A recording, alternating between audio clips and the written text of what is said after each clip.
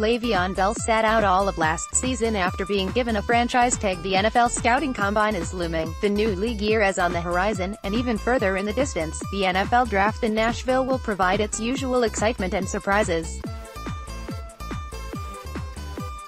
But now it's tagging season. The pace will pick up with the combine, free agency and the draft, but before all of them, football's tagging period opened on February 19th. Teams have until 4 p.m. on March 5th to place a franchise or transition tag on a player. If a player is hit with the franchise tag, they have until July 15th to agree on a new multi-year contract with their team before their salary is confirmed for the 2019 season. Players may decide not to sign it, preferring to seek their true worth and thrash out the terms of a new deal. Or, like in Le'Veon Bell's case last year with the Steelers, they might not agree a new deal, sit out the final year of their contract without playing a snap, hoping for free agency the year after. So what can we expect from the next 2 weeks? How does the process work? What is the franchise tag? For NFL teams, it's a way to get some form of control and make sure they don't lose a valuable player for nothing when a contract runs out. In giving a tag to a player, they can guarantee themselves at least a year of ownership, and the added time can also lead to new terms being negotiated. Players, however, are not big fans of the designations. They lose an element of leverage in contract negotiations, and, in general, no player likes playing on a short contract without future guarantees. The 2017 season was a prime example of how injuries can come thick and fast, so players want long-term security.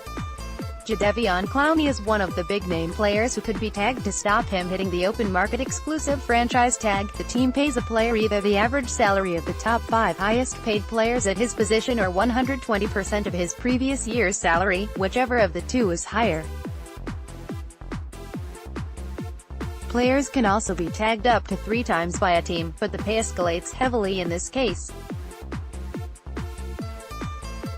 If a player receives this tag, they can't negotiate with other teams. They either sign the deal, sign a new contract, or hold out. Non-exclusive franchise tag. The salary implications are the same as the exclusive label, but in this case, other teams can attempt to pry the tagged player away.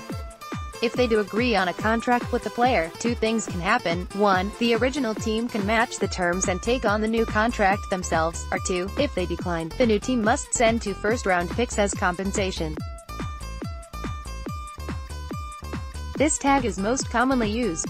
Transition tag. The player receives the average salary of the top 10 highest-paid players at his position for 1 year. Here, the player can negotiate with other teams to find a long-term contract. The original team has the option to match the offer, but if they do not, no compensation is given. Each team can only use 1 tag each year. Could be tagged this year. Last year, DeMarcus Lawrence at Dallas had little hesitation in penning his contract under the 2018 terms, $17 million, and he is the biggest name likely to be slapped with a franchise tag again this season, costing the Cowboys over $20 million. Considering he is 26 years old, has 25 sacks in the last 2 seasons and is a franchise cornerstone, don't be surprised if a long-term deal is agreed. Knowing how crucial pass rushers are in this league, both Seattle's Frank Clark and Kansas City's Dee Ford are expected to stay with their teams, whether that's with a tag or a new deal. At 27 and 25 years old respectively, they would likely command huge contracts on the open market. Former Super Bowl MVP Nick Foles will most likely be on a new team by the start of next season. Staying on defense, there's a very slim chance Atlanta defensive tackle Grady Jarrett becomes a free agent, and both parties will certainly look to shake hands on a lengthy contract for the underrated 25-year-old. 2 of the more interesting decisions are for Houston's Jadeveon Clowney and Trey Flowers of the Patriots. Clowney, the number 1 overall pick in 2014, will be seeking big money. But are the Texans willing to pay up? He hasn't performed like an elite star, but he's been solid. And it's a similar situation with Flowers. How much is he worth to the Patriots, who don't usually choose to spend big? On offense, the big name is Philadelphia Eagles quarterback Nick Foles, Super Bowl 52 MVP. After 2 years of high-level performances in relief of starter Carson Wentz, Foles looks set to have the chance to have a gig of his own. There is a chance he just walks out the door as a free agent. However, if Philadelphia feel there will be bidders in a trade market, they could tag and trade the 30-year-old. The stuff in that locker that I have left, I do not need 100 points. Landon Collins, at the humble_21, February 20, 2019. Finally, who is out the door? Of potential taggees, Le'Veon Bell will finally find a new team after sitting out last year.